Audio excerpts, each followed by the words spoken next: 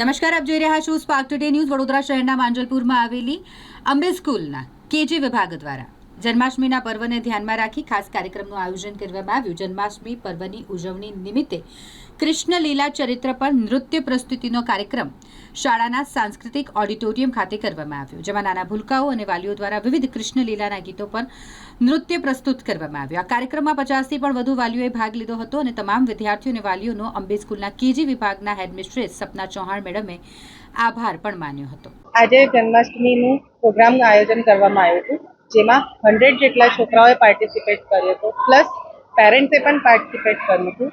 આજે અમારી પ્રોગ્રામની થીમ હતી divine tales of Shri Krishna, કૃષ્ણની લીલા ચરિત્ર, જેના પર ડિફરન્ટ એમની લીલાઓનું અદ્ભુત નૃત્ય જ્યારે પ્રસ્તુતિ કરવામાં આવી હતી અને 100+ છોકરાઓએ પાર્ટિસિપેટ કર્યું, 50+ પેરેન્ટ્સે પાર્ટિસિપેટ કરીને એકદમ સરસ રીતે આજે જન્માષ્ટમી ઉજવી છે.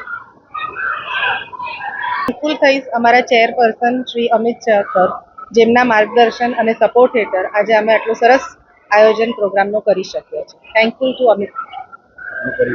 સપના ચૌહાણ, હેડમિસ્ટ્રેસ, અંબે સ્કૂલ.